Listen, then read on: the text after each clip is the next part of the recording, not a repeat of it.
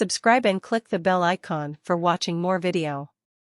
लेकर खुद के बड़े प्यार से समझाता हूं कि नहीं। इस दिल्ली में इस तरह के मुद्दे पर ऐसे आयोजन की जगहें भी बहुत सीमित होती जा रही।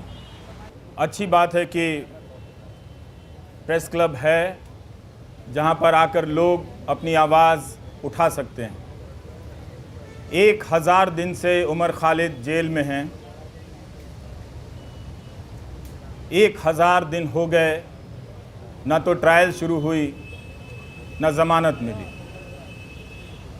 हमने तमाम बहसों में, कानून के फ़ैसलों में यही पढ़ा और समझा, अदालतों की टिप्पणियों में देखा और जाना कि ज़मानत अधिकार है और जेल अपवाद है। लेकिन 1000 दिन उमर खालिद के जेल में ही हो गए। और आज आप सभी जो भी इस मौके पर यहाँ जमा हैं, जिन्होंने ट्विटर पर लिखा है और आप सबके सैकड़ों मोबाइल फ़ोन के ज़रिए जो लाइव लोग देख रहे हैं, उन सब ने एक बहुत बड़ा काम किया है। पूरी कोशिश यही है कि उमर खालिद की लड़ाई भुला दी जाए, लेकिन आप सब ने आकर जता दिया कि लड़ाई भुलाई नहीं जा सकेगी। उसकी अकेले की लड़ाई अंदर की है, लेकिन बाहर भी आप उसकी यातनाओं को जो वो झेल रहे हैं उसे आप महसूस करते रहेंगे। हमने पिछले 9 सालों के दौरान राज्य की हिंसा करने की क्षमता को बदलते हुए देखा है। अब राज्य अपनी पार्टी, गोदी मीडिया और आईटी सेल के ज़रिए आप पर मानसिक हिंसा करता है, आपको बदनाम करता है। और इसकी शुरुआत अगर ठीक तरीके से देखी जाए, संगठित तरीके से देखी जाए, तो उमर खालिद से होती है। जब वो अनजाने में उन टीवी चैनलों के स्टूडियो में चले गए इस उम्मीद में कि इन चैनलों के ज़रिए किसी की बात रखी जाती है, किसी का पक्ष रखा जाता है, मगर जब तक वो जाते तब तक चैनलों ने अपना रुख हमेशा हमेशा के लिए आने वाले 10-12 साल और न जाने और कितने साल के लिए बदल लिया था। तो उस गोदी media, IT cell, political party के ज़रिए एक पीएचडी के छात्र को देशद्रोही के रूप में स्थापित कर दिया गया। समाज की नज़र में उसे कमज़ोर कर दिया गया, जो पहले से ही कमज़ोर था। हमारी आपकी तरह पढ़ने लिखने वाला एक लड़का था जो नहीं जानता था कि उसके पीछे इतनी तैयारी से सिस्टम ने हमले के सामान जुटा लिए। दूसरा तरीका राज्य ने अपनी हिंसा का ये बदला, ये आप सभी जो सुन रहे हैं उसे समझना भी चाहिए कि पहले राज्य कानून की धाराओं की आड़ में छिपकर हिंसा करता था, लेकिन अब हिंसा करने के लिए वो कानून बनाने लगा है ताकि वो खुलकर हिंसा कर सके।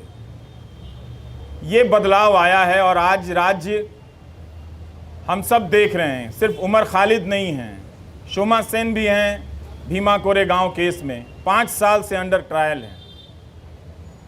जब बड़े बड़े न्यायाधीशों को अंडर ट्रायल के बारे में बोलते हुए सुनता हूं, तो मुझे लगता है कि यही 2-4 केस उन्हें भी नज़र नहीं आते होंगे, या उन्होंने भी अपनी सुविधा के हिसाब से इन कुछ केस को देखना सुनना बंद कर दिया है, इस तरह से कि ये केस छोड़कर बाकी और केस पर बोला जाए। तो कभी भी सबके सामने में है, सुप्रीम कोर्ट ने तमाम टिप्पणियां की है ज़मानत को लेकर, सबके सामने ये बात है।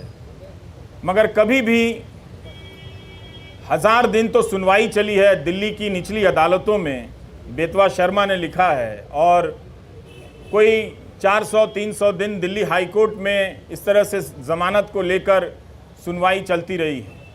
इसके बाद भी ज़मानत एक इतनी मुश्किल उम्मीद इस लड़ाई में बनकर सामने आ गई है। यही उम्मीद कर सकते हैं कि कभी कभी न्याय व्यवस्था की अंतरात्मा किसी रात तो जगती होगी, और जब जग जाएगी तो देखेगी कि कानून के हाथ लंबे नहीं, उस कानून के हाथ रंगे हाथ भी होते हैं। उसे नज़र आएगा, वो बात समझ में आएगी कि क्या हो रहा है। हम सब ने यह भी देखा है कि मीडिया के स्पेस से उमर खालिद को धीरे धीरे पीछे की तरफ धकेल दिया गया, किनारे कर दिया गया, ताकि भुलाने की प्रक्रिया में तेज़ी आए। मैं अक्सर सोचता हूँ कि जो लोग शुरू में बोला करते थे वो लोग आगे चलकर बोलने की प्रक्रिया से ऊब गए या उस प्रक्रिया के सहयात्री हो गए, जिसने ये तय किया है कि हम जब किसी के साथ इस तरह की यातना करेंगे, खूंखार धाराओं में उसे बंद कर देंगे तो उसे भूल जाना होगा, उसे उसके हाल पर छोड़ देना होगा। उमर खालिद की जितनी भी तस्वीरें आईं इस दौरान, जहाँ भी छपी या चंद वीडियो में नज़र आए, मैंने एक हंसता हुआ लड़का देखा। लेकिन उस हंसी को देखकर अपने भीतर उदासी भर जाती थी कि हंसी जो है वो अपने लिए नहीं, वो हम सब के लिए छोड़कर जा रहा है कि आप शायद अपनी ज़िंदगी में सामान्य होंगे। इस वक्त एक ओवल में फालतू का मुकाबला चल रहा है, इंडिया ऑस्ट्रेलिया के मैच में ट्वीट करके अपने आप को क्रिकेट प्रेमी जता रहे होंगे। जता सकते हैं, बिल्कुल अपनी ज़िंदगी जी सकते हैं और ज़िंदगी को उसी रोशनी और संगीत के साथ जी सकते हैं। मगर याद करने का जो फ़र्ज़ था नागरिकों का, बहुत लोगों ने भुलाया और ये होते हुए हमने देखा। उनके लिए एक ऐसा विषय बन गया जिस पर लिखना, जिस पर बोलना राज्य से टकराने के जैसा हो गया। वो अपना हिम्मत हारने लगे। लेकिन यहाँ आकर यही लगा कि शायद मैं उन 2-4 लोगों की परवाह कर रहा था। आप हज़ार लोगों को, सैकड़ों लोगों को नहीं देख रहा था जो आप राज्य से लड़ रहे हैं। राज्य कई तरह के सेंसर लगा रहा है, लेकिन फिर भी आप बातों को पहुंचाने के लिए अपने कैमरे हाथ में थाम कर उठाकर खड़े हैं। ये बहुत बड़ी बात है। मैं याद करना चाहता हूं उमर के साथ आज बेतवा शर्मा को भी, जिन्होंने दिल्ली दंगों के मामले में शानदार रिपोर्टिंग की, आज भी की है बेतवा ने, और पहले भी सफूरा के मामले में उन्होंने शानदार रिपोर्टिंग की, और जिसकी वजह से लोगों ने जाना कि नताशा नरवाल, देवांगना कालिता, इन सब के साथ क्या हो रहा है। इन्हें ज़मानत मिली, लेकिन उमर खालिद को ज़मानत नहीं मिली। हम इस केस के बारे में जिस तरह से आज बेतवा ने लिखा है कि दिल्ली पुलिस की गवाहियों में, उसकी दलीलों में कितने अंतर्विरोध, अंतर पाए गए हैं, ये सब डॉक्यूमेंटेड है।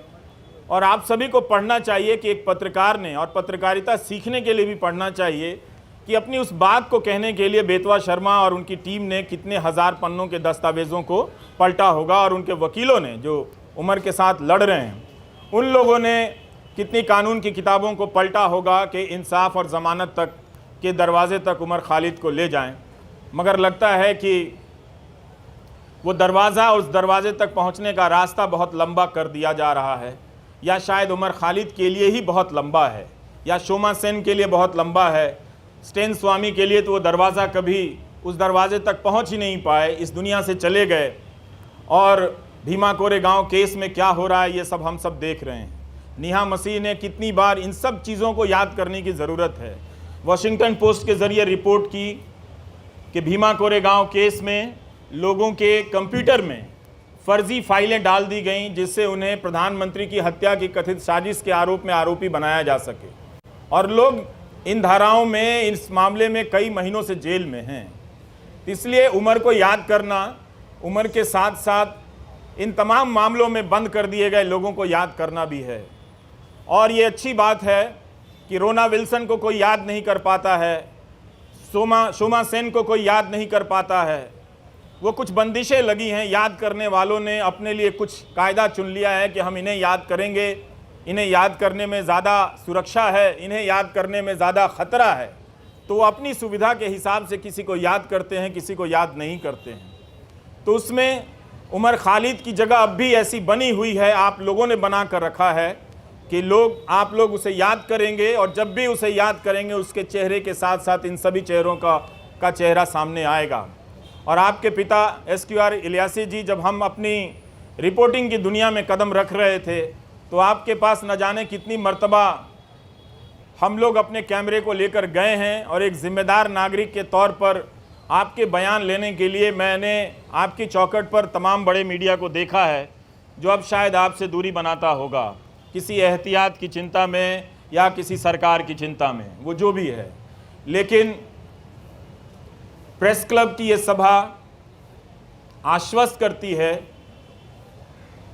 कि राज्य के पास ताकत तो बहुत है, लेकिन आप लोगों के पास इरादे भी कुछ कम नहीं हैं। आप लोग याद कर रहे हैं उसे। इस 1000 दिन को आपने यूं खाली जाने नहीं दिया, याद करके बता दिया कि नाइंसाफ़ियाँ जहाँ जहाँ दर्ज है हम उन्हें पहचानते रहेंगे, उनके बारे में हम लौटते रहेंगे और लोगों को बताते रहेंगे।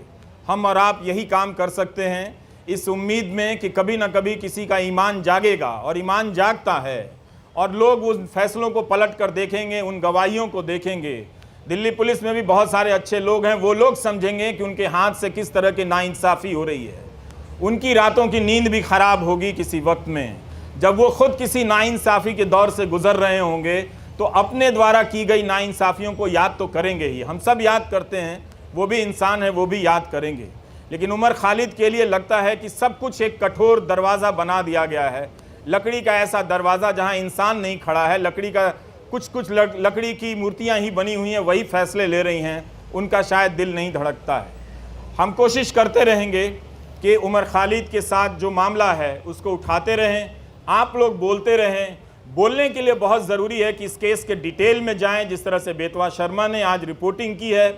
इतनी बड़ी मीडिया की फ़ौज है इस दिल्ली शहर में, पूरे देश की मीडिया को ख़त्म कर दिया गया कि दिल्ली में मीडिया है, क्योंकि नेशनल मीडिया है, वो राज्यों और ज़िलों की परवाह करता है।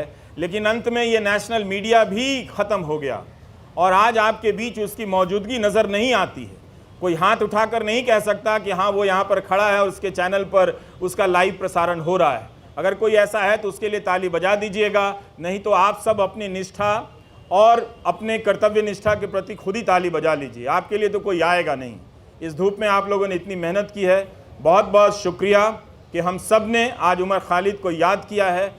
ट्विटर पर जिन लोगों ने लिखा है जो यहाँ नहीं आए हैं, उनकी सॉलिडारिटी को भी स्वीकार करना चाहिए, उसे भी मंजूर करना चाहिए, उसे भी एक तरह से उसकी पहचान होनी चाहिए।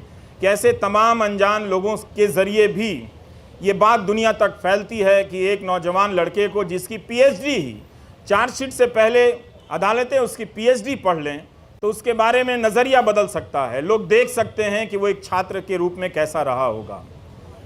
उमर खालिद की दोस्त आकांक्षा अपेक्षा प्रियदर्शनी का मैं एक नोट पढ़ रहा था कि जब वो मिलने गईं और उमर खालिद ने बताया कि कोविड के दौरान सुप्रीम कोर्ट के आदेश से कई लोगों को जेल से बाहर जाने की इजाज़त दी गई, और जब वो लौट कर आए तो उन्होंने पूछा कि आप अभी तक यहीं हैं। मतलब उस महामारी में भी किसी को ये याद रहा कि इस एक कोई उमर खालिद है जिसे बाहर नहीं भेजना है। उस महामारी में भी उसकी पहचान याद रखी गई, उसकी निशानदेही को याद रखा गया। इस तरह की नाइंसाफ़ियाँ जो एक आम कैदी को मिलनी चाहिए, वो भी उसे नहीं मिलती नज़र आ रही हैं। ये बहुत चिंता की बात है। और जब तक ये है, अदालतों के मंच से बड़े बड़े न्यायाधीशों का बोलना हमें खाली सा लगता है, हल्का सा लगता है कि वे अंडर ट्रायल और अधिकारों की बात बहुत संजीदगी से करते हैं। कई बार ऐसा लगता है कि शायद वो बात कहने के लिए करते हैं, नहीं तो ये बात अपने फैसलों में ही पलट कर देख लेते कि जब सबके लिए वो फैसला हुआ था तो क्यों इस व्यक्ति के लिए, क्या वो व्यक्ति इतना ज़्यादा खतरनाक है। मीडिया अगर धारणा बना देगा, गोदी मीडिया का एक एंकर रोज़ दंगाई मानसिकता फैलाता है, उसके खिलाफ कोई कार्रवाई नहीं हुई, और उस तरह के एंकरों से किसी को देशद्रोही बना दिया जाता है, उस पर राज्य व्यवस्था और न्याय व्यवस्था उसे लेकर इतना क्रूर हो जाती है, कोई दया भी नहीं दिखाती है, उसका प्रदर्शन नहीं करती है। हमारे तमाम न्यूज़ चैनलों के एंकरों ने बुलंदशहर के मामले में क्या हाल किया आप सभी ने देखा होगा। वो कल्पना कर लेते हैं कि मूर्तियां जिन्होंने खंडित की वो किस समुदाय के हों, वो रिपोर्टिंग अब नहीं करते हैं। इसी तरह से उन्होंने उमर खालिद के बारे में कल्पना कर ली और उसे वास्तविकता में बदल दिया। ये तो गनीमत है कि वहाँ की पुलिस डिपार्टमेंट को ये बात समझ में आ गई कि कुछ खतरनाक चीज़ें हैं। वो अपराधी पकड़े गए और उनके धर्म का नाम का धर्म कुछ और निकल आया। नहीं तो पता नहीं वो एंकर उस घटना के बहाने इस समाज में कितनी जहर और कितना आग फैला दिया होता, और किस तरह के खेल खेले जा रहे हैं इस तरह से। तो इन बातों को देखना है, समझना है कि उमर खालिद एक बहुत बड़ी साजिश का शिकार हुआ है, जिसके तहत तंत्र ने अपना पहला परीक्षण किया कि क्या किसी निर्दोष छात्र को इस तरह से चिन्हित कर, देशद्रोही बताकर, उसे एक तरह से देश के लिए खतरे के रूप में प्रोजेक्ट कर उसे जेल की सलाखों के पीछे भेजा जा सकता है। और ये उनका परीक्षण उमर खालिद के मामले को देखकर या भीमा कोरेगांव के केस को देखकर लगता है कि सफल हुआ। सत्ता ने लोक लाज की परवाह भी छोड़ दी है। स्टेन स्वामी के निधन के बाद भी उसे कोई फर्क नहीं पड़ा, किसी बात का कोई फर्क नहीं पड़ रहा। यही आज की सरकार का उसकी समझ है या उसकी पहचान है। हम सबको ये नोट करने की बहुत ज़रूरत है। उन एंकरों को कुछ नहीं होता जो दिन रात दंगा फैलाते हैं, दिन रात अनाप शनाप दूसरे समुदाय के बारे में कहते हैं, लेकिन दंगा भड़काने के आरोप में एक पीएचडी के छात्र को सलाखों के पीछे भेज दिया गया, जिसके मामले में ट्रायल शुरू नहीं हुई है और ना ही चार्जशीट वगैरह इन सब ये चीज़ें पेश हुई हैं, ना जमानत मिली है इस मामले में। तो हमें ये इस अंतर को पहचानना है कि कुछ लोगों को दंगा फैलाने की खुली छूट मिली हुई है। गोली मारने के नारे लगाए जा रहे थे। वो कौन लोग थे जो इस कानून को लेकर आए और आज तक इस कानून को लागू नहीं कर सके। इस कानून को लागू करने के नियम तक नहीं बनाए गए, लेकिन 2019 के दिसंबर में आप जाकर देखिए लौटकर, तो इस तरह से सब कोई चिल्लाता था, चीखता था सरकार की तरफ से कि इस कानून को सूर्योदय से पहले ही लागू हो जाना चाहिए, ताकि दिन के निकलने से, सूरज के निकलने के साथ ही हम सब इसे लागू करें और देश को बचा लें। मगर अब उस कानून का नाम वो उन इलाकों में ही जाकर नहीं लेते। अब उस कानून का खौफ मणिपुर में भी पैदा हो गया है। वहाँ भी कुकी जनजाति के लोग इस बात से चिंतित हैं, घबराए हुए हैं कि क्या कहीं ऐसा होगा कि हमें भी एनआरसी की यातनाओं से गुजरना होगा। तो मणिपुर को लेकर देख लीजिए या दिल्ली दंगों को लेकर, जिसकी जवाबदेही तय होनी चाहिए थी गृह मंत्री की, उनकी जवाबदेही तय नहीं हुई, आज तक तय नहीं हुई। गोली मारने के जो नारे लगा रहे थे उनका मंत्रिमंडल में प्रमोशन हो जाता है। सुप्रीम कोर्ट को कहना पड़ा दिल्ली पुलिस से कि ये जो नारे लगा रहे हैं वो मेडिकल प्रिस्क्रिप्शन नहीं है। इसके बाद भी जो व्यक्ति शांति की अपील करता रहा, शांति की बातें करता रहा, वो दंगों की साजिश के आरोप में जेल में इस तरह से बंद कर दिया गया है। तो इस 1000 दिन को आप याद रखें। ये 1000 दिन सिर्फ उम्र के नहीं हैं, ये 1000 दिन भारतीय नागरिक समाज, न्याय व्यवस्था के अफसोस के दिन भी हैं, उनके शर्म के भी दिन हैं। नमस्कार, थैंक यू।